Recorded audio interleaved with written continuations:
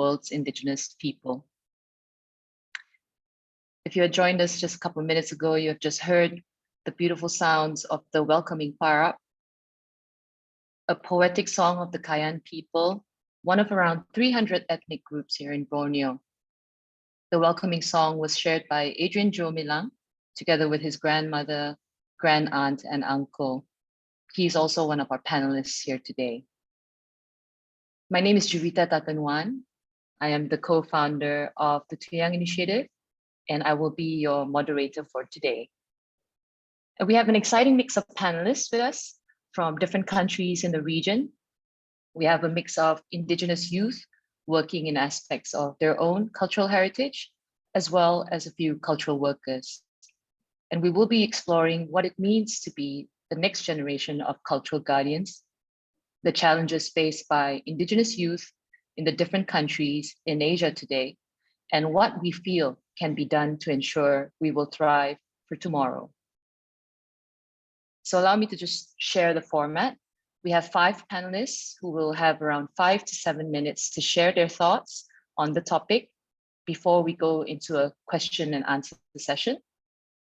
And if you're here via Zoom or watching us on Facebook, please feel free to drop your questions and we will be more than happy to answer them in this final segment. Now allow me to briefly introduce the partners who have brought this dialogue together. First up is the Asia International Youth Platform, or AIYP, formed in 2019 with support from UNESCO Bangkok, Asia Indigenous Peoples Pact, and UNDP. It consists of 12 member countries in South and Southeast Asia, in which it envisions a sustainable world in where Indigenous youth in Asia Pacific region can play a leading role in achieving respect and equality for Indigenous peoples through the full recognition of their human rights. It aims to achieve this vision through capacity building, advocacy, networking, and providing technical and financial support to small Indigenous youth-led projects and initiatives. Our second partner is UNESCO, the United Nations Educational, Scientific, and Cultural Organization. It is a specialized agency of the UN aimed at promoting world peace and security through international cooperation in education, the sciences, and culture. It has broad mandates in the fields of education, natural sciences, social and human sciences, culture, and communication, as well as information. Its policies, programs, and projects provide opportunities and have impacts for Indigenous peoples worldwide. And last but not least is the Tuyang initiative. We are an Indigenous community-led arts management company based in Sarawak, Malaysia, working in Borneo Indigenous cultural heritage. Our purpose is to equip our cultural guardians with creative and cultural industry skill sets so they are empowered to generate meaningful livelihood and ensure our culture's continuity. Now that we've got all the introductions out of the way, let's get straight to our panelists. First up, we have Pasachol Kaudi, or Pam. Pam's passion in culture sparked as a high school exchange student who experienced living in multicultural Australia. Throughout her university life, she volunteered as an English teacher to teach ethnic students in a village in Vietnam, while conducting her research paper concerning education gaps of ethnic groups in northern Thailand. She graduated with a bachelor's degree in language and culture, which paved the way for her to continue her journey as an intern at the culture unit at UNESCO in Bangkok. There, both herself and a friend from the Shan community managed a project on safeguarding Shan traditional attire through the designing of an interactive museum. At present, Pam works as a research assistant while still undertaking to provide a virtual space for Indigenous peoples and ethnic groups across Asia Pacific who do not have representation in order to voice out their perspectives on their cultural heritage. Pam always seeks an opportunity to work with local communities, particularly Indigenous or ethnic groups, on the topic of their intangible cultural heritage. Now I'd like to hand it over to you, Pam. Thank you so much, Jivita. So I can share my screen now.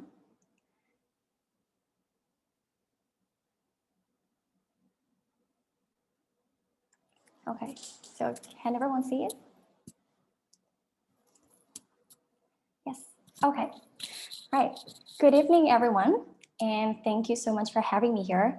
My name is Pasachon Khawdi, or you can simply call me Pam.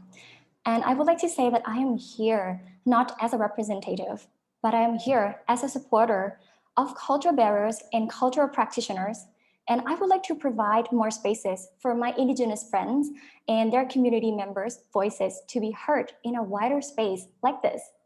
So in today's presentation, I'm trying to minimize as many representations from me as possible.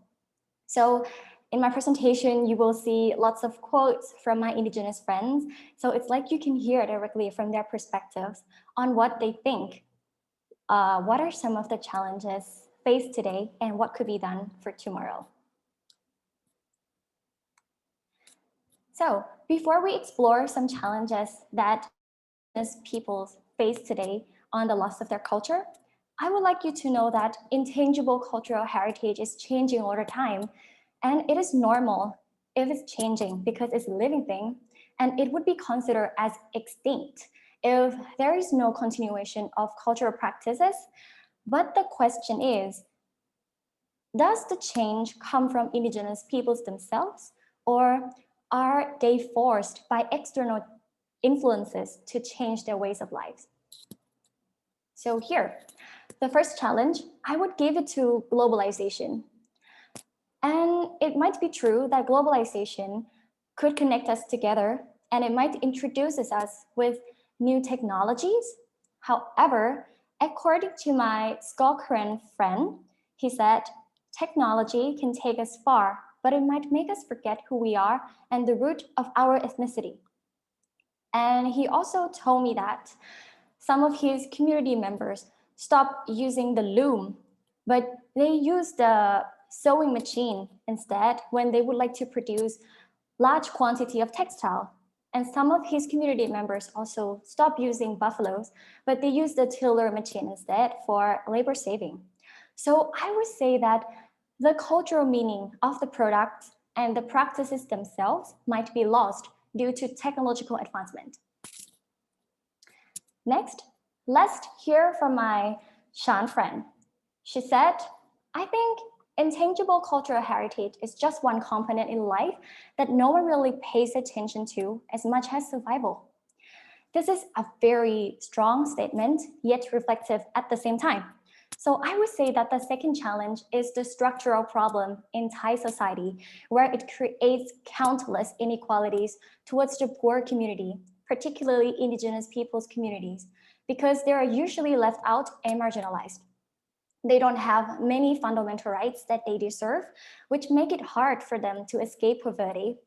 And according to my Shan friend, many of her community members stopped going to the temple and stopped wearing their traditional clothes because they don't have enough money to survive day to day. So you can see that without time and money, sometimes this forces Indigenous peoples to stop practicing their culture. And the last challenge that I would like to present today is bias. So when I was doing the data collection in Shan community, I went to a school where every Friday, it's a regulation for every student to wear their own traditional dress and traditional clothes. And I bumped into this cute student, and I asked him about his perspective on wearing his traditional clothes. And he said, no one wears this traditional headwear to school because I don't want to be mocked. So from this case, I mean, you can see that outsiders still associate Indigenous people's culture as being outdated, not cool, and so on. So this makes Indigenous peoples themselves think that their culture is no longer relevant to the taste of Thai people. And in order to fit into society at large, they need to follow the mainstream culture. That's very sad. So now let's talk about what is to be done for tomorrow.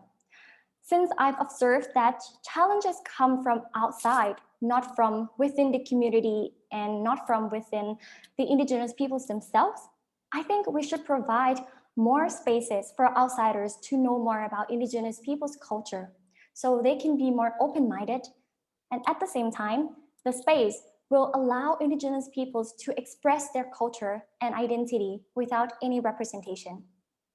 So there are two projects that are ongoing that I'm working with Indigenous communities. The first one is to design an interactive museum. And this museum is located in Phang district, Chiang Mai, Thailand. It is a physical space where my Shan friend and I plan to not just showcase the material culture, but we would like to present the stories, the history, and the meanings behind Shan traditional wares. So we were collecting information and did a community consultation. And we hope to carry out this project in the future, where we can create a space for outsiders to learn about Shan culture meaningfully. However, only a physical space might not be effective during this time of the pandemic. So I decided to start a virtual space, which is a Facebook page called Indigenous. That's not a misspelling though. So for this virtual space, I aim to explore and disseminate stories of culture bearers and culture practitioners, especially the youth whose culture is not mainstream. So I reach out to my Indigenous friends in Thailand, Vietnam, and Australia. And I also plan to reach out to other countries in the future for them to share their perspectives about their intangible cultural heritage in the form of podcast. So this is like an open space where general public can listen and Indigenous peoples can voice out their stories. So you can see the quotes from Indigenous people here. For example, I really want to learn something about the culture of Asia and Pacific with new things I haven't read and known. And this quote is from my Hmong friend who resides in Vietnam. So according to these quotes, you can see that actually Indigenous peoples, they love their culture, but there is no space for them to share. And before I end my presentation, I would like to say that the safeguarding practice might not happen overnight, but at least people, particularly Indigenous peoples, could be inspired and encouraged to think of their own culture and others, which can lead to a bigger step of change. Thank you.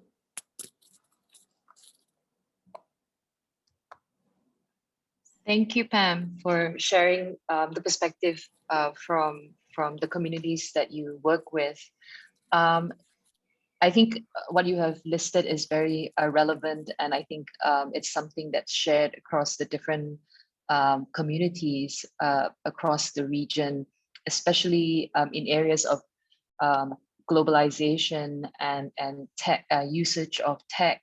I think that's something that is inevitable. It's just a context of how do we, as Indigenous people, using these tools as means to share culture rather than seeing it as an external threat. So I think we'll probably touch base about this area of topic a bit more later. And I'd love to have a chat with you a bit about the virtual museum that you've set up as well.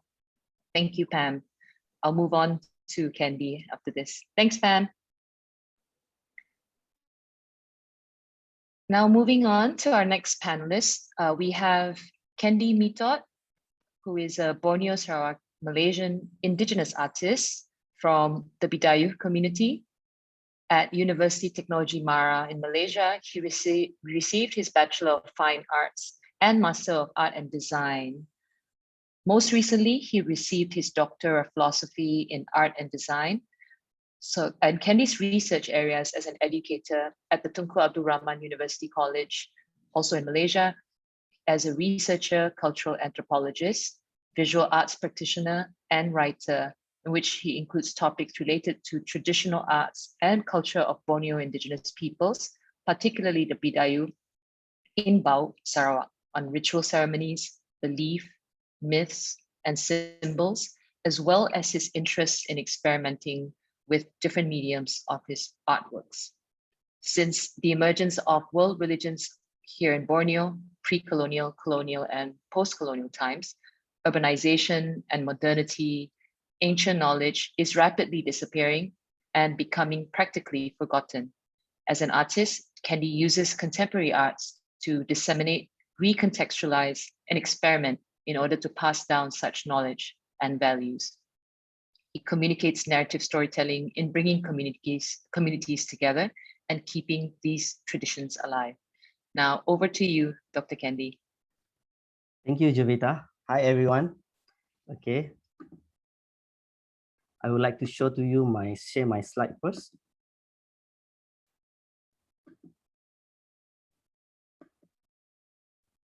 Okay.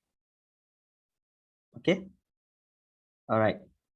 Okay. By the way, today I would like to sharing to you about discovering culture identity to art. Basically, as an artist, I try to use I think visual is very important because visual can give a very good impact for the society because visual can tell any story, what different kind of topic, different kind of issue that you can share through the visual. And then, okay, this one, okay, next. Okay, this one, the basic background about Bidayu. Basically, Bidayu represent 8% in the South population. Basically, this is the area research that I will do for my research lah, Bau area. This is Jaguar area. Okay, this is the Borneo, and then this is where is the Bau. Okay, and then basically, from Kuching to Bau, you take 45 minutes. This is the very beautiful town of Bau. Basically, you can see this one, the head of mountain. Basically, in Bidayu, we say Bung Karian.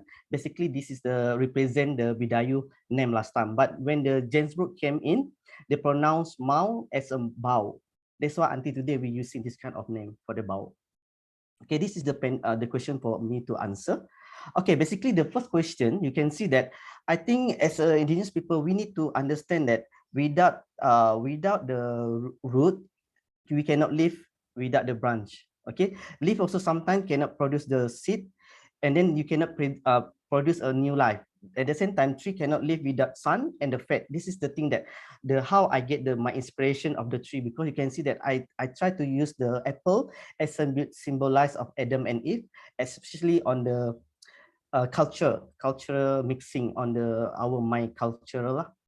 And then the other question, you can see that why I'm doing this kind of thing, because imagine that less than 8% Bidayu still practice this kind of ancient beliefs, and then most of the prayer conducted in Bidayu language, and then most of this kind of ritual, meat, dance, everything basically based on the oral tradition. This is the thing that I think I need to do this kind of research, and then this is the latest research that 2019. Okay, basically this is the where when the Jensbrook came to the Sarawak, they're using this kind of flag, and then started 1890 the Catholic came into the Bawak Sarawak, and then you can see that in some my work also I try to put the rosary, some electronic part, because sometimes nowadays people like to see the other culture, and then more of the modernization. Talk about the technology, and the most important is now people confuse with tradition and religion. That's the most important part. This one I produce this kind of work. This one I put the inner conflict, because I feel that inside you still indigenous people, but you wearing the mask because you are Christian, but inside you still Bidayu lah. And then this is the thing that drive me to do this kind of thing for my work. And then you can see this one, the one of my sketches, you can see that visual is very important. Based on the visual, this one is we call another plant of Bidayu. This one is for you can burn it, and then you can chase away the bad spirit. That's the thing, how you use the traditional natural resources, and then you mix with the belief, because we need to live harmony with the nature. And then how I transform my ritual based on my observation, based on my work, and then I transform into my work, ritual of dance. And then this one also I do live performance, expression with the nature. And then at the same time, I apply also what I done, doing a nature or artwork like related with nature, insect. And then at the same time, I teach my student and how you using back the natural resources like this, the soil, the stone, and then apply into your work. This is the thing, how I apply back. Because I think the best thing, if you want to learn art, you need to learn from the nature, because nature, you can see that have a lot of the texture, element of art, everything there. This is some of my work student. Basically, I like to transfer all the knowledge philosophy Bidayu into my work. At the same time, the Bidayu weaving I apply into my work also. How I apply back what based on my culture, I transfer into the artwork because I try to keep the identity, especially on the weaving, and I ask my student to do also, but apply in terms of contemporary way. Okay, this is some of my work also in the Penance Gallery. Basically, when I do work, you can see that I like to make my student inspired. I will ask them to go to the gallery, and then I will do some workshop, and then based on the workshop, what you get, and then I want you to go back, and then you can make your own work based on the interpretation about the indigenous community. This is another work, Wilaya. This one also about the ritual ceremony, about how the transportation to the other world. This one also, if you can see that they have the function of pine youth basically lighten the road. They guide them to travel to other world. At the same time, you can say I using the beads. Okay, I do my own beads and I put inside my artwork to represent back based on the contemporary, and then basically most of my work related Bidayu because they try to put the element kind of like nature representing the Bidayu culture itself. At the same time, I think when I do work at the same time, I also doing presentation, I do also the publication. I think the writing is very hard, but I try my best because I think both of the material is very important. At the same time, you need to do artwork. At the same time, the communication using the writing also very important. This one also the latest artwork that I collaborate with my friend Joey. We do animation about the dying body. This is the thing that we use the technology as a part of our to preserve our own artwork, especially on our cultural. At the same time, mother tongue also very important because this one you can transfer the knowledge more easier. At the same time, you can use technology, smartphone like YouTube, Instagram to document this kind of thing, or you can collaborate with a creative background. And then you can use also video tutorial for the process of the artwork if you want to share to your community. And then I hope that this one can be inspiration, then can empower community also. Okay, this one basically this is the lemma lah. What have you done? Basically because the oral story, and then basic community lah, the play a biggest important part in my life because if the community itself not support you, you cannot do you need to do you need to start yourself first, and then when you get the result, community will see the result, automatically will support you. This is my based on my experience. Okay, you can follow my Instagram and in my Facebook. Thank you. Okay. Thanks so much, Candy. Okay. I think you've shared some very important points in which I think you're right. Documentation is something that is severely lacking, especially in our cultures, indigenous cultures the world over, because we are primarily oral traditions, particularly in our region. And I think like through the work that you do, apart from using arts as a medium for you to share about your culture, documenting it as an academician and as a researcher is also very, very important. And I think that's one of the earliest, one of the more important steps that we should look at as Indigenous people in the region to probably work, you know, if as Indigenous peoples ourselves and we can't do the documentation or do not have the capacity to do so, the opportunity is in collaborations and in finding the right partners. Yeah, I think that's something that you have found pretty working for you as well. Correct. Cool. So I think what we can, we'll come back to talk to you a bit more about your visual medium of choice, and we'll have a discussion at the Q&A. Yeah, thanks. Thank you, Candy. Now moving on, we've got Dikesh. Dikesh Prajapati is the co-founder of Docha, a company born after the devastating earthquake that hit Nepal in 2015, with a vision to promote and revitalize the dying Nepali heritage and culture. Holding an IT degree, Dikesh was working as an app developer previously, prior to starting Docha. Dikesh strives to promote fair labor practices in the footwear industry and challenge the stigma of shoemaking in Nepal by creating a socially conscious brand. Since 2017, he has been working with men and women from marginalized communities and Indigenous women weavers from rural Nepal. Now, with more than 5 years of experience in designing and 3 years in shoe designing, he's now working with a group of Indigenous artisans whose art will be featured in their shoe designs. His company uses traditional Indigenous fabrics and patterns inspired by different communities right there in Nepal. Dikesh belongs to the Newar Indigenous community and understands the importance of arts, culture, and Indigenous skills that is dwindling due to ignorance and negligence of the Indigenous youth today.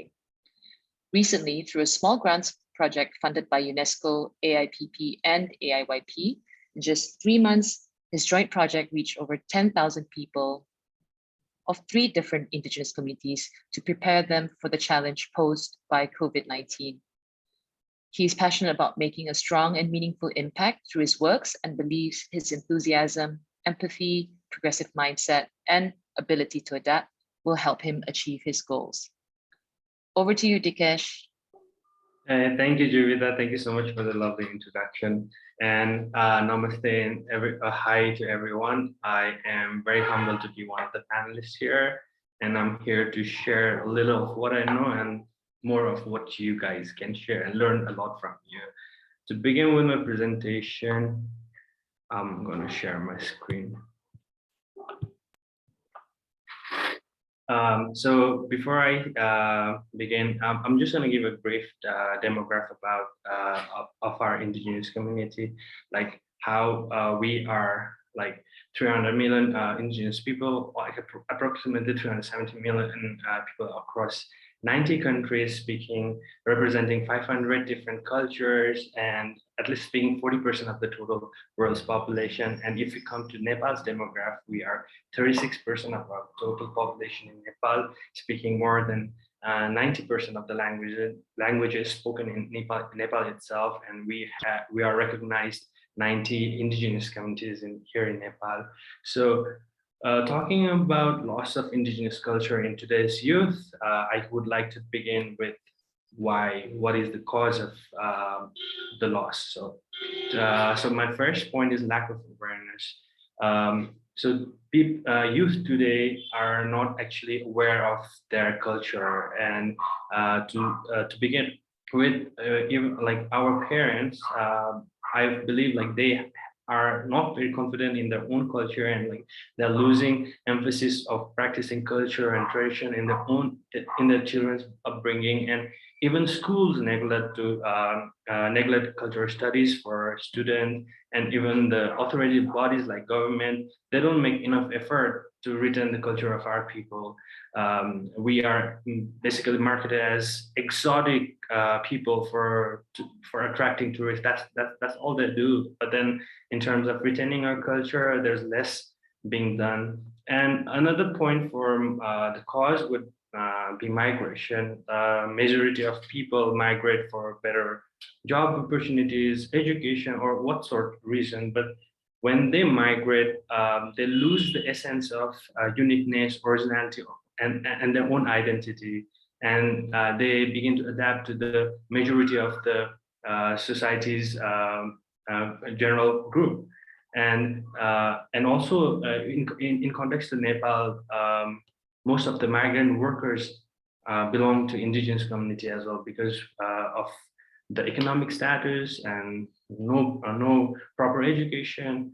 And another reason of youth losing their indigenous culture is also due to influence of Western cultures, where there are too many distractions these days. Social media, digitalization, what they see on social media, they believe they believe what they see on social media, and they think that like that's true, believing what they see, and driven by materialistic goals, and not even understanding the thing that is shown, whether it's true or not, but then just seeing is believing, and then they just like try to adapt to Western culture and forgetting about their own, and also following their culture, they seem that's too outdated for them, you know.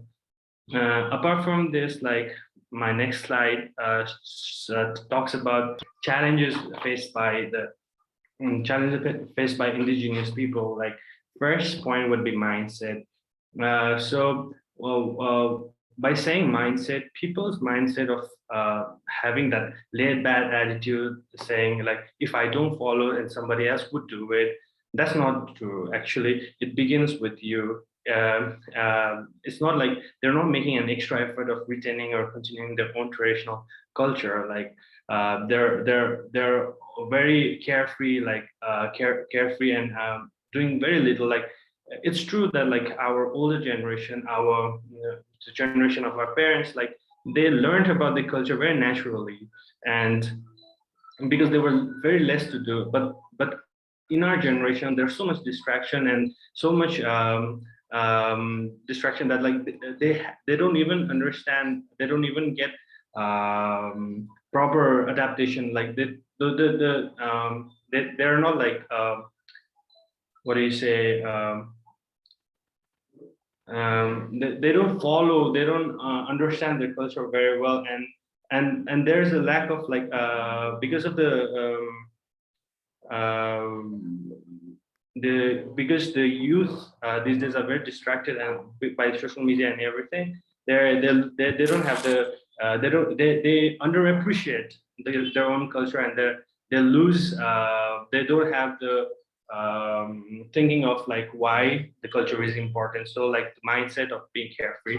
And another thing is cultural assimilation. Like as I said, when people migrate, they tend to observe the belief or like values of the majority group, leading to losing their own culture, not knowing less about their own culture and traditions. And the third point is lack of participation in resources. When I say lack of participation in resources, because people don't know what we are actually representing or like what we're fighting for. So like whenever a program is being conducted, there are like the active participation is very less. And that tends to be another thing. And adding up to this all challenges, I would also like to talk about how we dress, how we eat, how what we eat, and like what we wear is so different that like people see us as different, unscientific, or even primitive. So that is another reason like we are not taken seriously, and like they're not accepting for how we are. Like at the end of the day, we are humans, right? And just because the language that we speak is not understood by everyone doesn't mean that like what we believe or what we have to say is not to be taken seriously. And also like when knowledge doesn't come from scientific research, that they believe that like it is not true.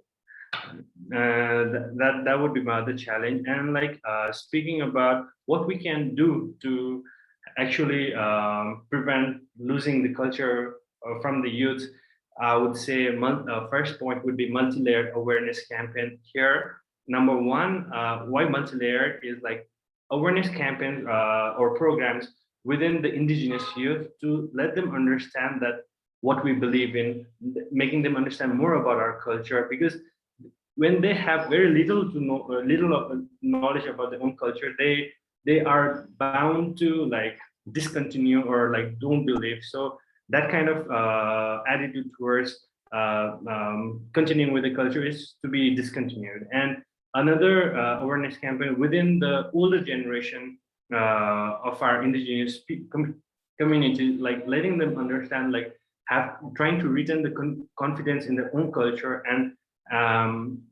making them understand like transforming intergenerational indigenous skills, knowledge, and culture is very important. So that, because you know what, like we are bound to lose our culture with our old generation, because nothing is archived, nothing is there, and with so little that is there, and if we even lose that, nothing is going to be preserved. And another multi-layer awareness campaign is for within the outside the indigenous community, letting them understand about our culture, promoting about our culture, so that they understand us, and like give us like we have this mutual bond, and like being the part of the whole universe. And my other point for what we can do is archiving. As my fellow panelist said, Kendi, I'm sorry, yeah, Kendi. Kendi said, like, when things are not documented, it's bound to be lost.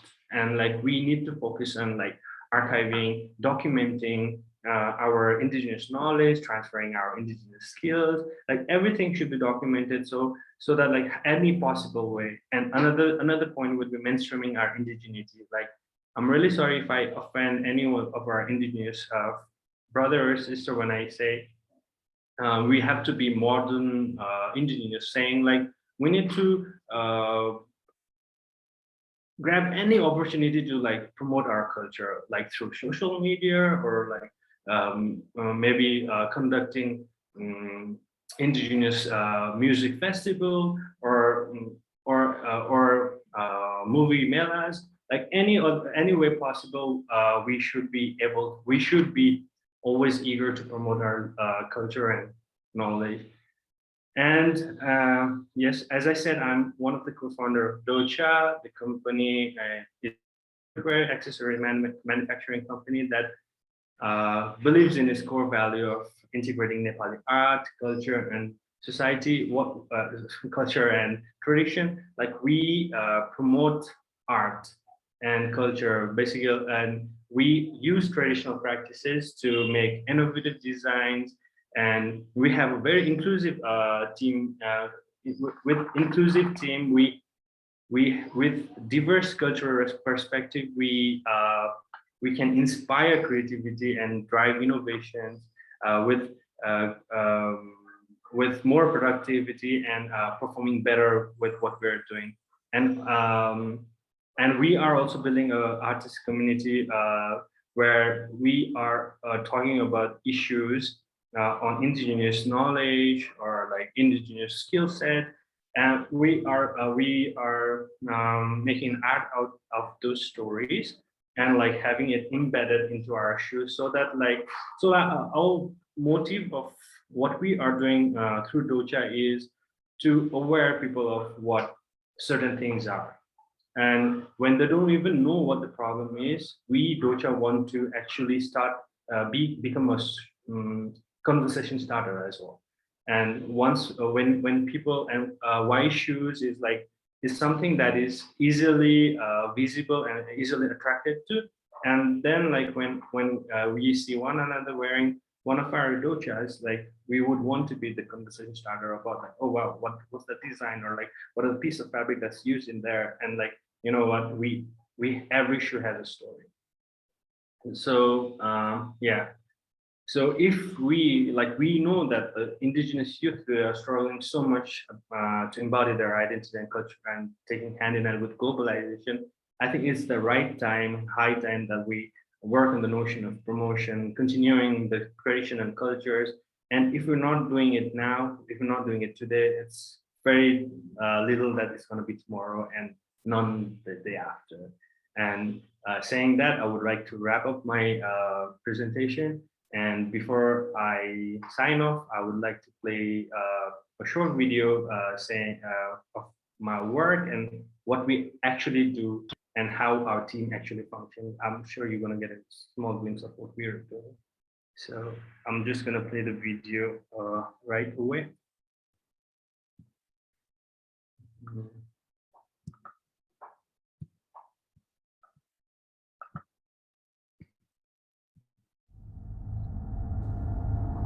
The devastating earthquake of 2015 in Nepal.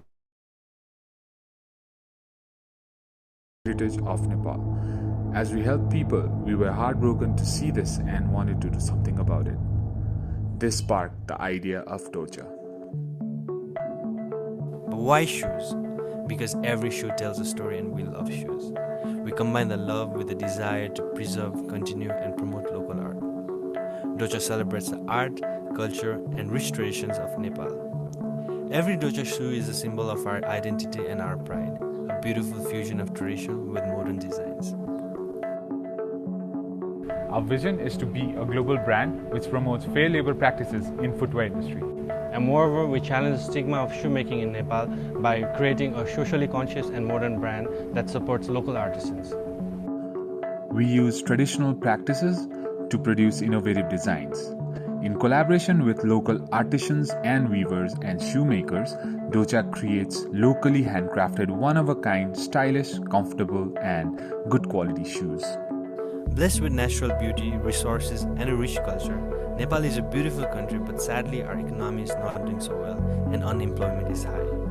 Docha drives grassroots innovation and creates local employment using sustainable and ethical practices.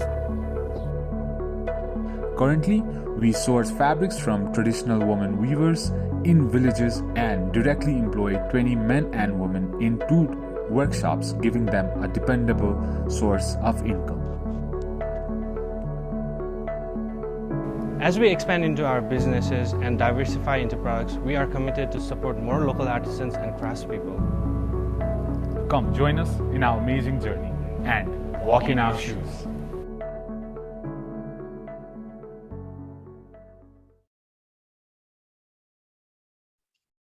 Thanks, Dikesh. Amazing work as always. I think you brought some very important highlights, specifically I think about mainstreaming, indigeneity. I think that's something that we spoke about before, and we were saying, like, is it that wrong to do it? Because you're right, there's not a lot of connection that people outside of our communities that can relate to immediately, right? It's different if mainstream culture is told that, if you lose a limb or you go blind or you go deaf, they're able to relate that way because it is a sense, part of their senses that they understand. But if you are completely removed from a community that you even rarely see or not even represented in media, it's very hard for mainstream cultures and other communities to directly relate with you. So I think I actually totally agree that I think mainstreaming indigeneity is something that we can look at. And I think in some of the work that we've seen, even in what Candy does in visual arts and what you do at Docha as fashion is one of those methods as well, and how we can mainstream. So we'll definitely have more conversations because we've got 2 more panelists, so I got to speed up. Thanks, Dikesh, we'll be back. Moving on to our next panelist, it's Mr. Panurat Bunsong, or Ton N.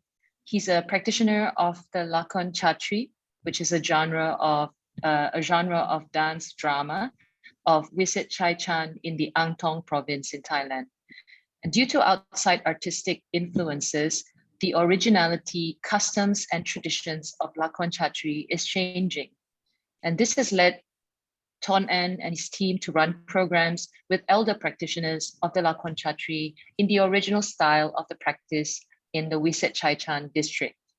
Ton N has a master's degree in performing arts education from Srinagarn University. Over to you, Ton N. Okay, thank you. Good evening, everyone. I would like to share my presentation now.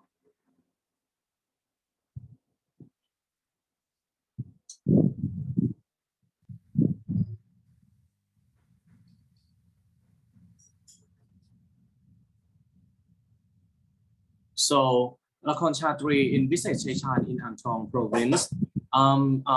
Reaction of cognitive in Lakon Chatri or Wisit Chai Chan, Ang Thong province.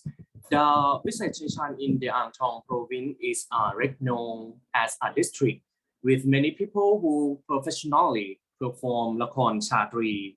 This type of performance had unique aspects, such as the announcement in front of the theater in the morning and the afternoon, dancing to invite the main character, and worship dancing to pay respect to the stage spirit of the etc.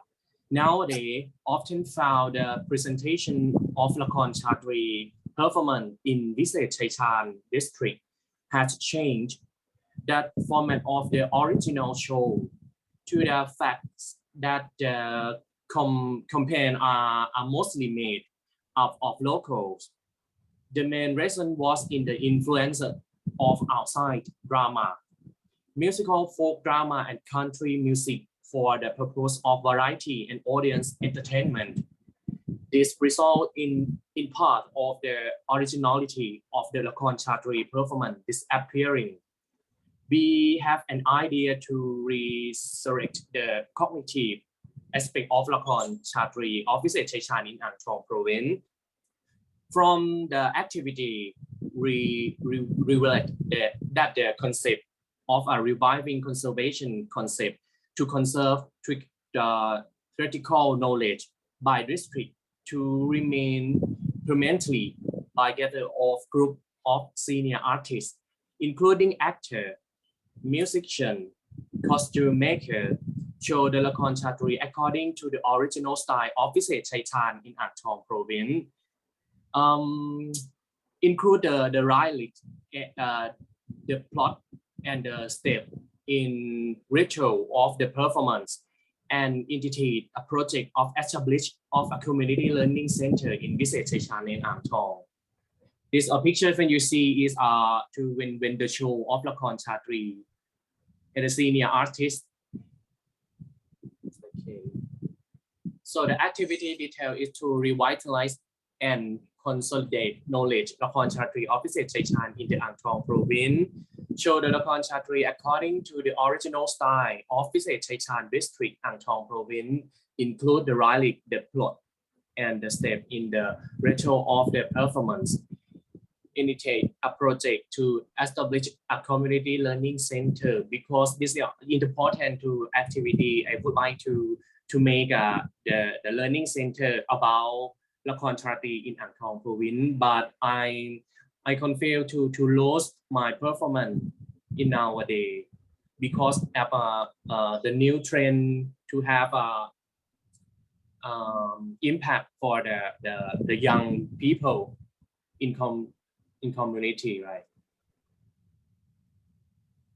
So it is for the costume and plot of in Lakon Chatri. This is the older.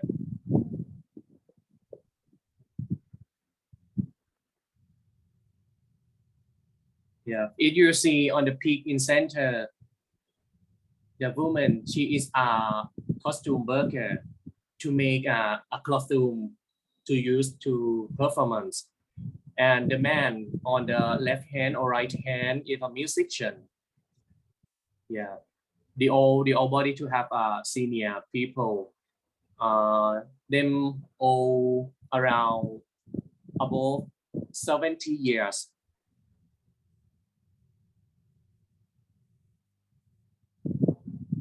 So the value of in the Lakon Chatri in Visit Chaitan to benefit the community and society in terms of improving the quality of life of community members, by bringing the cultural heritage of the community to create value for themselves, to conserve local wisdom, which is the knowledge of the culture of the community. And finally, the community is trained participate in sustainable development process. People like to value in Lakon Chatri in Visit Chaitan province. And just like that now, would like you to teach for my daughter and son in community, the boy and the girl, to interest to practice in Lakon Chatri. My grandfather and grandmother have a teacher to teach them.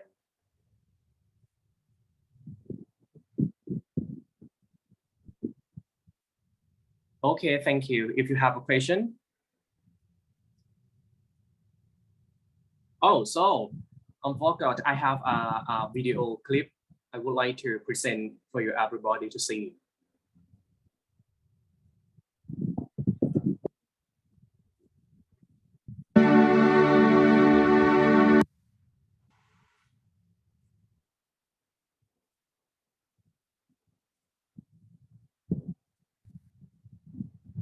Okay.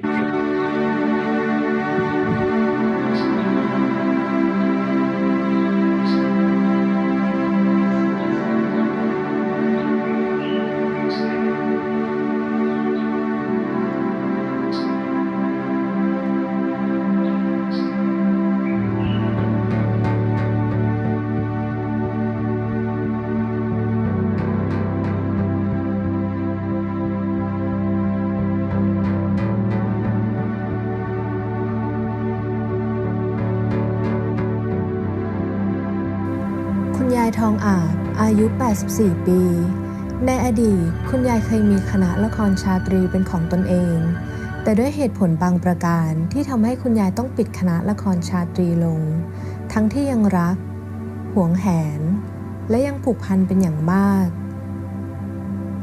เป็นเวลาหลาย10 ปีมาแล้วที่คุณยายทองอาบห่างเหินไปจากวงการละครจนกระทั่งมีคนกลุ่มหนึ่งได้คิดถึงภาพบรรยากาศเก่าๆและเห็นความสามารถทางด้านการแสดงทั้งคำร้องท่าทางของคุณยายที่ยังไม่เคยเลือนหายไปจึงได้รวมกลุ่มคุณยายที่เป็นนักแสดงเก่าให้กลับมาแสดงและหวังให้ละครพื้นบ้านที่เลือนหายไปได้หวนกลับมาเป็นที่สนใจอีกครั้ง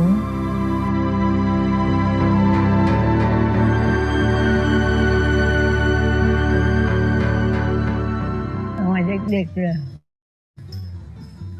ฝั่งตรงข้ามหัดละครกันยายก็ไปนั่งดูของชายตะลิงเด็กวงหัดละครเขาเห็นยายนั่งดูเขาก็มาถามตะโผมาถามว่าหัดละครไหมฉันบอกว่าหัดตอนนี้แม่ก็บอกว่าไม่ต้องหัดไม่หัดยายก็นั่งดูคนนั้นเนี่ยวันนั้นแม่ไม่อยู่ก็หนีไปหัดละครแม่รู้ว่าหนีไปหัดแม่ก็ไม่ว่าอะไรคงนึกว่าเราชอบเราก็ชอบมีหัดมาเป็นไร่งูปลาหัดรำเพลงหัดอะไรก็หัดไปตอนนี้พอเป็นไร่งูปลาเขาเล่นกันนะพวกลูกน้องลูกพี่เราก็ดูเขาก็จำเขาพอเป็นได้ก็ใช้ให้เป็นตัว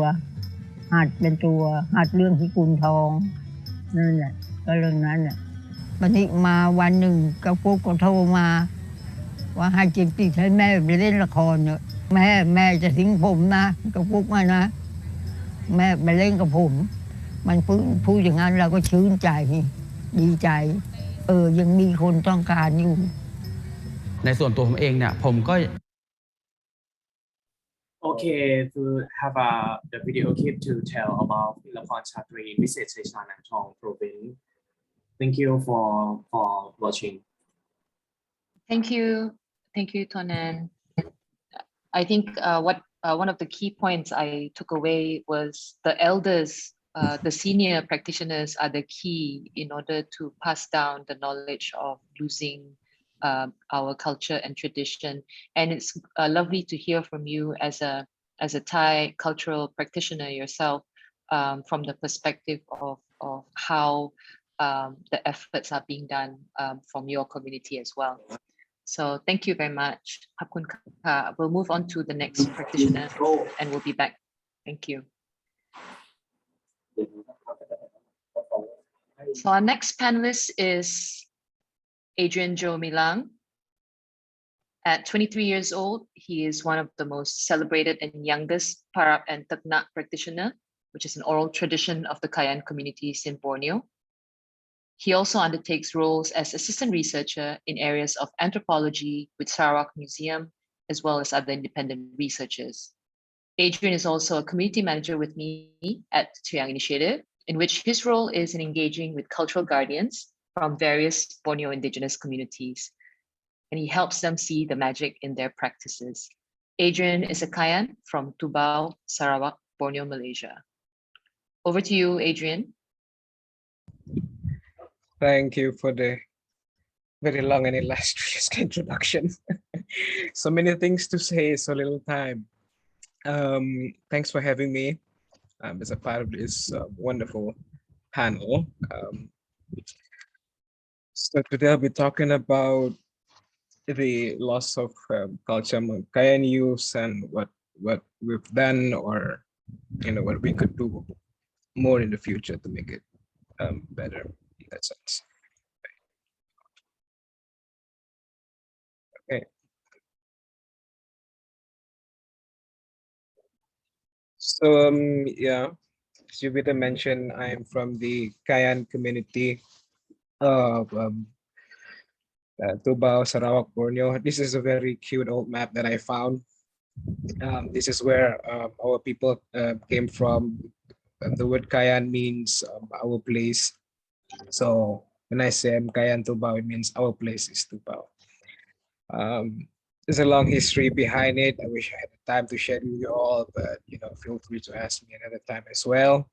So this is basically Central Borneo, where we all came from and where we are at the moment. And look at two of the most coolest guys I've ever seen. In their traditional attire, which was practical to the weather and to how we move around anyway. So yeah. And our beautiful, beautiful great grandmothers, and perhaps our grandaunt as well, or wherever they are here, in their regalia or their everyday clothing now. And then now you see us wearing all of this, modern types of things. But then again, as I said, I think in one of my quotes, a hornbill is a hornbill, no matter where it soars. It's a long one anyway. So yeah, moving on. Loss of culture among Kayan youths. The three things that I want to cover here. It's. I think there's a common ground of where, what all the youths are going through at the moment.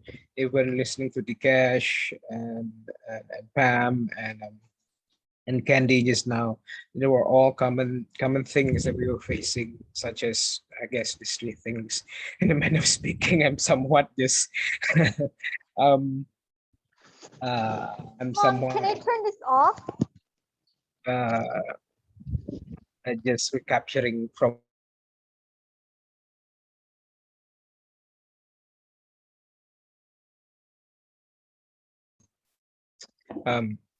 anyway. So the biggest thing, I think, the most common thing that we're I wouldn't say so much as suffering, I guess, probably well, put in that sense, is cultural assimilation and urbanization, and I guess as well as globalization. It's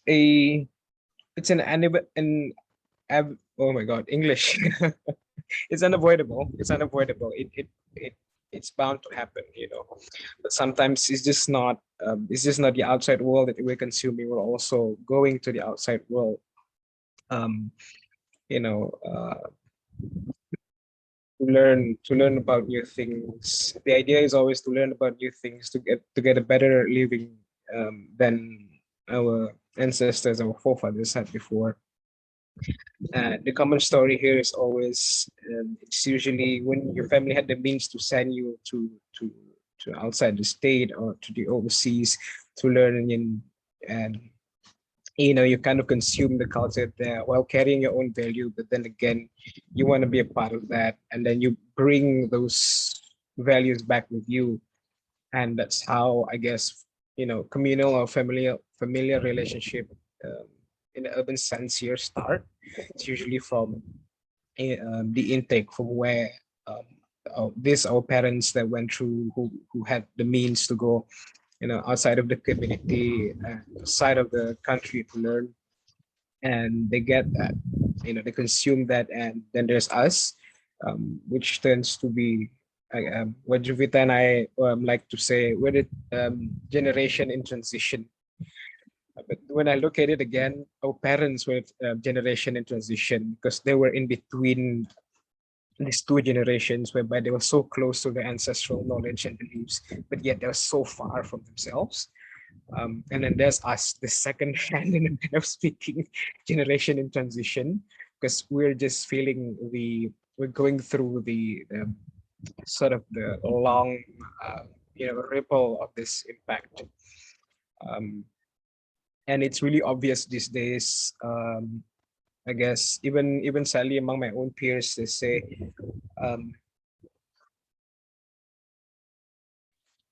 things of the past should stay in the past, or it's for the old people. We're young. We should do what young people do. We live in this age.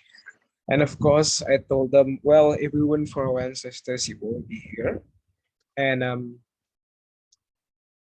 yeah, exactly that. And it's quite a conundrum, to be honest. But then it's something that we've come to acknowledge, and which leads to these kinds of talks and all this kind of things. Anyway, going to my next point is communal and familial relationships. So like I mentioned earlier, some who went outside of the community, some who went outside of the village, the state, or the country, might somehow just absorb too much of the of their new setting. They have a sense of conflict, and this is something common but true, to be honest. They have a sense of conflict whereby they don't feel at home even though they were born there. Years they were born there for years, but then they don't feel at home there. They know that they belong somewhere, but they don't know where. That's usually the case. And this is really something that's so true to so many of us, right? And this is where they lose a bit the sense of identity. Am I actually an urban kid who just have this identity that I do not know of, or what am I, right? And I think the biggest one we have here in Sarawak, especially, or in Malaysia in general, is misrepresentation and misinterpretation. Tongue twister, said it 5 times. So when I say misrepresentation and misinterpretation, what I mean is, so we have a lot of beautiful cultural traditions here, and we're always presented in our national television and ads, some of that is wearing our regalias, and I say regalia, not costume. Wearing our regalias, showing this, dancing and singing and all of that. And when people actually come to us and actually meet us, we're just like this, like Juvita and I and all of that. We're just like this, and Candy and all. And I think, oh, I thought you were wearing that all the time. I thought you wore those hornbill feathers everywhere all the time. No, I'm wearing this today because this is the only thing that fits on my shirt. But anyway, so misrepresentation, it's a lot of things. One, when there's so many of us in one state together, that they don't know how to present it because they present it in their own narrative without including the community that they're talking about. Things are bound to get lost in translation. We get clumped up into a clay of, or a blob of nothing, to be honest. You put so many ingredients in one pot, you don't feel anything at all anymore. So it not just in that kind of sense, your cultural traditions or the way you live. And it's a lot of a portrayal. It's a lot of a portrayal of a narrative that's not from the community's narrative. That's usually the case. When an outside medium talk about something that's not theirs, they think they know. It's sort of a messiah complex, or whatever is the right term. And this is all where this happened, lost in translation and represented to the outside world, right? Anyway, before I go on babbling about that, so what we have done here, okay. So these are the few things, I guess, in this age of, again, generation and transition, we've come to the sense of awareness, seeing all of these different efforts from all these kids. I think they're slowly getting the awareness of how important their cultural tradition, the indigenous knowledge are, and it's just not just the superficial beauties of what they wear, what they look, right? How they look. So these are the things that we could do, and what's done that I've seen, experiencing myself.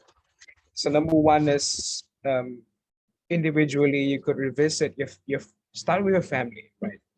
Start with your own family history. Ask your parents, or if you have your elders, do ask them as well if you have the chance. It's probably a bit hard to get it out of them, but then they'll come to it as you prod along. So ever so. And I do that all the time in my research. It takes a lot of amount of time to do that, but they get to it. They know that, why is this kid asking this? Why does he or she wants to know so much about his community? Whereby some things are just irrelevant what he or she is asking. They'll get the sense to it slowly. That's something sort of, I don't know, sort of the dilemma, I guess, our elders have. because of, as such, the cultural assimilation or religious conversion, as Candy covered earlier. And then to a familial level, I guess, as simple as giving our children, Kaya names or Bidayo names or Hmong names or Maori names or whatever communities you come from. So giving them this one little name in there, even if they're Catholic, they could be Muslim, they could be Buddhist, having this one name from their ancestors, give them a sense of pride, and they know that's where they could start, right? So when they know, I'll use very vainly my own name and really quickly, Joe. It's very short. Joe, like an average Joe. There's like 5 Joe among my cousins. But then again, the reason why our grandmother and our grandfather gave this name was because our great grandfather that owned this name before was a survivor. So with that example, they're giving us a sense of pride and value to the name they give. That's why I put in this familial sense, simply giving the names. And another important part is speaking your mother's tongue. It all begins from home, to be honest. We could talk about all day how we could go statewide or global, it all begins from home in the end of the day. When you can get whoever, your parents or your elders, to speak in the language, you learn as if we can learn English, which is not our tongue, it is also possible we could learn our mother's tongue, right? And then the next thing, and really quickly to the next one later. Again, sometimes it's the whole community itself is again a bit pressured into going into this. It was a mass assimilation back then, especially when it was a conversion of religion, and it's really hard for them to grasp, I guess, even to know that it's also affecting the youth and seeing how they're slowly turning to something they're not, or someone they're not. So on the community level, that I've noticed in our state is that that they've started in the recent years. They started to relive a lot of festivals, relive a lot of celebrations, and they're starting to get the sense that some things in our culture were just culture and it was not related to our old beliefs or religion. We could be Catholic, we could be Muslim, we could be whatever religion we are, but yet we could still practice these cultural traditions. They were part of our culture, but not our beliefs. But even so, we could take the good out of the bad back then, right? And yes, of course, as Dikesh mentioned as well, archiving and documenting as well as scanning now is very, very important. But then it has to, again, come from the narrative of the people. And I think the last point for me, I guess, is state and beyond. This is one thing, I guess, most of us probably have experienced or probably not, unfortunately, is somehow to get the recognition and acknowledgement of all these different cultures and traditions by, providing the means and platforms for disseminations through collaborative works among initiatives or festivals or other things that are going on. In almost every I guess I could say country or major countries with a lot of indigenous peoples, they've always had these festivals. They've always had this, all these celebrations and all sorts. And I think the key thing that we could do, again, is our favorite word, is collaborative work. That's what we've done as well. We've worked collaboratively with a lot of different composers and all of that, just or festivals or who they are. And we found this beauty in those communities again through their narratives, which is the most important part. And I think that's all from me. Saya kenap pulang asi. Thank you. Thank you, Adrian.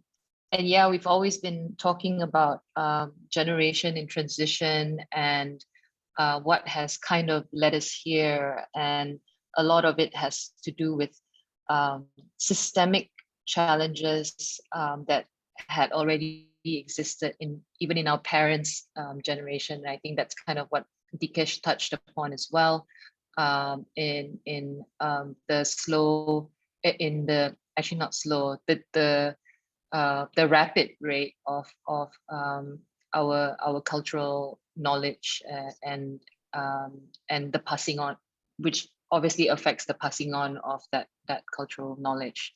So thank you. Just to do a quick time check, we are at 7:17 p.m. Kuala Lumpur, Malaysia time, and we are at 6:17 Bangkok time. And I'd like to bring back all our panelists for us to go into the Q&A session. So thank you, everybody. Thank you for the panelists for sharing your insights into the conversation that we're having today. We have a couple of questions from that we've kind of talked about earlier. And we also, I think on our side, we're trying to see if we can get a couple of questions from the public as well, if we have some time. I think before we go to questions from the audience, I just wanted to hear from the panelists in the area of the work that you do. What's the light at the end of the tunnel? Do you see that light at the end of the tunnel? And do you see that future for us, Indigenous youth or workers, in ensuring our cultural continuity? What's your point of view? I'm just throwing it out there because I know we're in a time where it's very doom and gloom, and it seems like there is no end to things. I'd like to pick your brains just to kind of share the temperature on your side. Like what is your hope, and how do you see what's the light at the end of the tunnel for you? I don't know if you guys want to start, maybe either with Dikesh. You can start with Dikesh. Yeah, Jupiter, thanks. It's a very thought-provoking question, though. Yeah. As light at the end of the tunnel. See, it's something. The things that we are doing, like all of us. I don't think it's like something that's going to happen overnight. It's a continued effort. Like we have to do. We have to keep on. We've got to be persistent. We've got to keep on doing. With whatever we're doing in terms of like trying to retain or to continue with our traditional cultures and with our work, and trying to educate the larger mass about the importance. And maybe like if one day when everyone understands and respect each other for who they are, I think we can actually build that inclusive community where everyone is heard and everyone is respected. I think I choose to be a little optimistic about it. Like I do, because that's what I believe in. There has to be a solution if there's a problem. So if there's no solution to a problem, then that actually isn't the problem at all.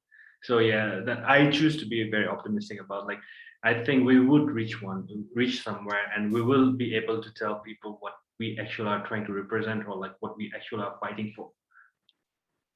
Great, thanks, Dikesh. I think that's an important part of what we do, is to remain optimistic and also be able to see the challenges for what it is, and like you said, identifying that it's a problem and what are the solutions that we can bring forth.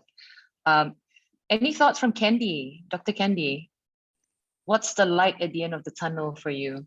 I think I like to do questions like this. Yes, very nice question actually. Actually, I feel that every artist or every researcher, every people in this people, actually they have their own mission. I think they have their different background, different kind of purpose. For example, like sometimes some Indonesian people like to fight for the land, for the logging, talk people how people take their land. And then some people talk about, like me, I especially talking about the religion influence on the cultural thing. I feel that they should not have like confused between culture and religion. They should be complement each other for me. But the good question about you, because like sometimes I like to compare Malaysian, especially indigenous culture in Sarawak, compare with Indonesia, because I feel like indigenous people like very open, and then very, they like to combine tradition and then their own culture. That's the thing. But I feel that in Sarawak itself, we have that very a big gap already, like Adrian mentioned just now. We have a big gap, and then I think to be honest, sometimes you want to be a positive, just doing whatever that you can. I think especially on the ritual part, you cannot practice anymore because most of us convert to Christian already. But the thing is, they can apply back into contemporary dancing, and then to show in the, like, for the tourism, something like that, they can be like that. And then I think as a part of the thing also, like I mentioned just now, sometimes we need to collaborate with other people. Like for me, like I my background art, I'm not expert in animation, I'm not expert in film, I'm not really expert on in terms of like certain part. I think we need to have collaboration. Based on the collaboration, that one later we can we have the story, and then from the story we can develop. I think this is the best part about today. We just focus on positive. Sometimes whatever that tradition, that one, whatever that we can save, we can save. Whatever we can't, not say let it be, but we try also to just to do research, more research. For me, that because we need to understand at the same time that we in the different area with our ancestor. Maybe that time don't have this kind of thing based on oral tradition, but maybe Western people, most of them already documentation. But so far, based on my opinion, sometimes I read ada certain part they can improve and can improvise. That's based on my opinion lah. Think positive and then just let it go, let it be. Maybe in the future, people will notice whatever that you done, and then you be proud of it. This is the thing that I always told myself. Thank you. Thanks, Candy. Yeah, I think, yeah, you kind of we're kind of like echoing each other. Like if we choose to go down the road of doom and gloom, we're really in the wrong area of work. But you know what? I'm so happy that we have with us Indigenous practitioners who feel very strongly for our cultures, and finding ways in order to make it not just available to people as part of a mainstreaming process, but also making it accessible. And I think that's part of a very important factor that is a recurring theme, especially in the context of the youth and the access to technology that we now have. And as part of a global system, we're now able to participate and put ourselves out there in a way that hopefully mainstream culture and the rest of the world will be able to understand the challenges that's faced by Indigenous communities. Okay, how about you, Adrian? Any thoughts? What's the light at the end of the tunnel for you? What's the light at the end of the tunnel? Yeah, the hopes. The hopes. I don't see any tunnel. We use reverse jokes. How's the light at the end of the river? No, I mean, what is the destination at the end of the river? I think that's the phrase that will correlate to us here in Borneo with our rivers. Yep. I guess, again, I agree with Dikesh, Candy, and yourself. It's not so much of it's not so much of focusing on the goal, but rather than the journey and the work that goes into it, right? It's as cliched as it sounds. It is it is that way, and that it always be, again, like Dikesh said, which was a good point, always be continuous work. It starts with someone of us, and it's just gonna go on. And I guess it's, as we always say, what was the word again? Put it in a simple sense, because the thing that we do, like in our community, right? What people see as art, it is actually a lifestyle for us. So it's nothing but just living our life. It's in that sense, living our life and making sure that we're acknowledged, and we're humanized and not exoticized. We're just living among them, and just through living and doing all of these things. And we need to keep on going and doing it. I guess that's for me. Great. Yeah. Thanks, Adrian. Now I'd like to bring on our two cultural workers, Pam, who works with Indigenous cultures, and Ton En, who works with one of the practices in Thai culture that's disappearing. I wanted to ask both Pam and Ton En, as a worker in this field, working in cultural traditions, from your perspective, why do you think culture and traditions are important or still relevant today, and why do you choose to do what you do? If either Pam or Ton En would like to take that. Okay, so I can start first. So yeah, like what Jupiter said, that I am not like from the indigenous community. I would say that for myself, I was born and raised in Bangkok, which is like the capital city of Thailand. And I mean, I just exposed myself to indigenous people's cultures like 2 years ago. But I mean, I just love how they can keep their traditions and how that are so meaningful to them. I mean, and that's also sustainable as well. And they can also use this as a cultural capital for them to live like sustainably, and yeah, they can gain money from their work. So for me, I would say that the reason why indigenous people's cultures are important is because it creates diversity, which leads to tolerance in society.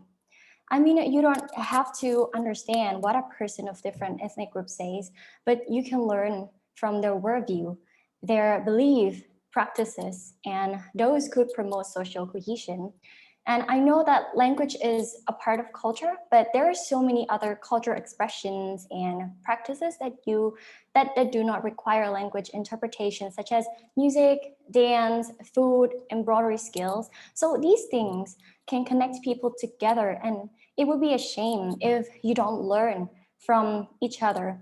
It would be a shame if you don't let this opportunity, it would be a shame if you let this opportunity go. While now you have the time to talk, to learn, and to help safeguard the diversity of the world. That's why, yeah, I would like to say that for me, as a supporter of indigenous people, I would like to encourage everyone. I mean, both indigenous youth and both like the outsiders, for you to take action and be more open-minded to different cultures, because this is a chance for you to learn and create more diversity for our society. Thanks, Pam. Ton En, I don't know if you have any additional comments on why you think the cultural practice that you do is important, and how you feel that it's still relevant or should still be relevant today. Okay, so from my point of view, I think it's Lakhon Chhatri in this session have an important to the community, and beyond the community have the important for the Thailand, because Lakhon Chhatri is a master for the dramatic art in Thailand, have the first drama in Thailand, and to show to identity of Thailand when the show of the performance, right? My community, I think to point the success to keep this my culture. I think the generation is still to the holding on the belief and respect they have toward to the ancestor. So พี่ปอนครับไม่ทราบว่าอยู่ไหมเอ่ย Thank you, Ton En. Yeah, I think it's as I think a lot of us have been speaking about today. These are basically knowledge that once is gone, there is no way for us to reverse it. And I think a lot of the intangible cultural heritage that's passed down through be it oral traditions or practices like the Lakon Chatri in terms of dance, and that the stories that go through that, if it is not passed down now, we will eventually lose it with our elders. So I know that we have just a couple of questions from the audience, but in the interest of time, I think I'd like to, there are actually some really good questions, especially from, we've got a couple in here from D-May and a couple more from here in Zoom that I'd love for all our panelists to have a chance to think about and answer. And what we'll do is we'll pose these questions on the AIYP channel so that each of our panelists today would be able to think about it and to pose and answer, because we're right now, I think, overrunning just a little bit. I'd like to take this opportunity to thank you everybody for first the panelists for being here today, for taking your time to share your thoughts and your opinions on what's going on and what can be done. And I think that's something that's very important for us to talk about. Thank you as well to all the audience members viewing on Facebook or joining us here on Zoom. We'll have your questions posted for our panelists to answer on the AIYP Facebook page. So don't worry, it's not the end of the road. Please come back and check out the AIYP page. That's a plug. And so if I could just help kind of wrap up today's conversation, I think we kind of saw that the problems that exist, while on the base level is similar, you know, things like systemic challenges that have led to our transitional generation being not able to pass down that knowledge to us or to the youth of our generation, and what the outcome of that is leading to a lot of the youth either being unaware of their culture or worse, leading to a clash or an identity crisis. And I think as the generation transition, we are definitely embracing or trying to embrace who we are in a globalized society. And I am very happy to hear that in terms of solutions. I liked what you said, Dikesh, about the multi-layered awareness. And I think that's kind of also transcended across what everybody has spoken about. It's about not just mainstreaming Indigenous culture or cultural heritage in general. It's also about making it accessible, you know, making it less heavy, making it less foreign. So in the context of what Dikesh and Docha has done, or in Candy's presentation in his work, I think those are important learnings that we can take for the future. And it's good to hear the context of even from a more mainstream Thai challenge in terms of the Lakon Chatri and the efforts that's being made to preserve the work. The approaches that's being done there can also be applied to us. And Pam's sharing about how we could use we can maximize virtual platforms as a channel for us to have conversations around our culture. So I think one of the blessings in disguise, in terms of the problems that we face, is that now we, the Indigenous youth from this urban setting, have the tools in terms of technology to be able to reach a much wider audience. But it's also most important that we use it to take this chance as we can right now to document, to archive, and be able to do that in a way. And as I was saying, tools earlier, technology just isn't the tools alone. We are also now able to articulate what it is that our communities are going through, and also the learnings that we ourselves are going through as we engage with our culture and our elders. So I think this is a wonderful session, and I am hoping that AIYP and UNESCO will give the opportunity for more opportunities such as this to talk to even more Indigenous youth, and so we can definitely get a better idea of what the challenges are and what are the specific ways that we can address. And as well as one of the words that kept coming up today was also collaborations. And I think for us as, again, Indigenous youth, cultural workers who work with Indigenous people, what can we do together to ensure that we can not just document and archive, but what can we do in terms of mainstreaming as well as creating accessibility to our people and our culture.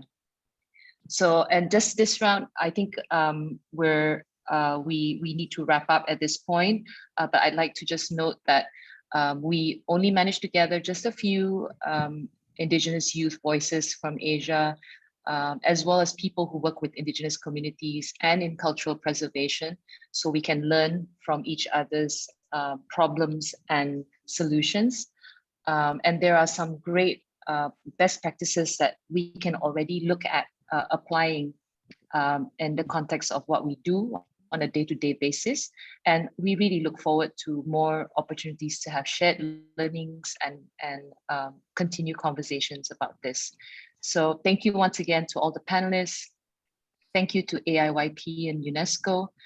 And I'd like to wrap up by saying my name is Jupiter Tatanwan, and I'd like to acknowledge and stand in solidarity with the Indigenous people around the world who are still facing persecutions and fighting for their rights and for who they are on this International Day of the World's Indigenous Peoples.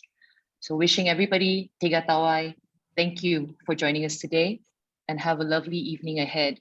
But please don't leave. We have a farewell presentation from the Kayan community of Tubao. Thank you.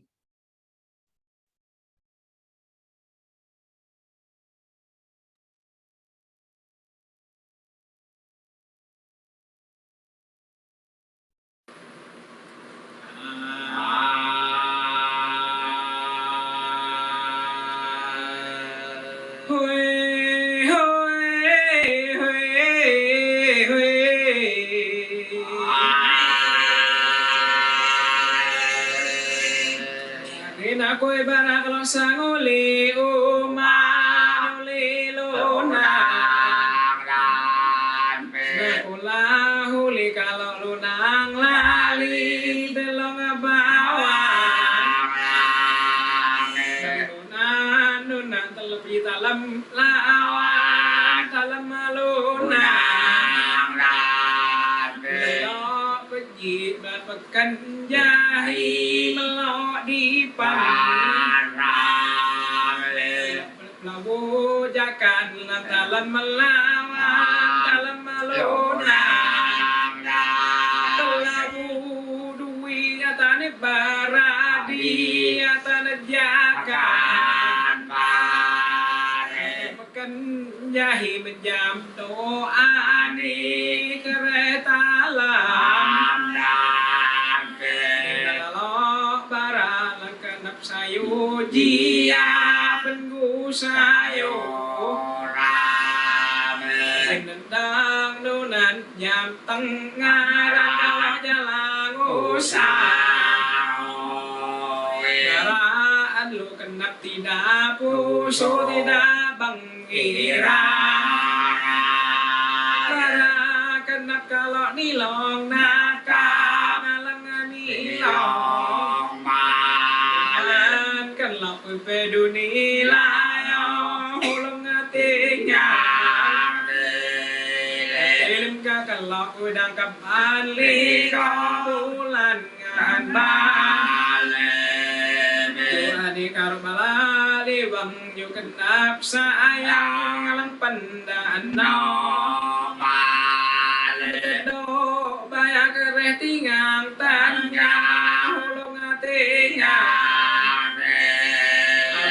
lo melok dalam lunang pungolonan batang Dojina antelok dalam lawan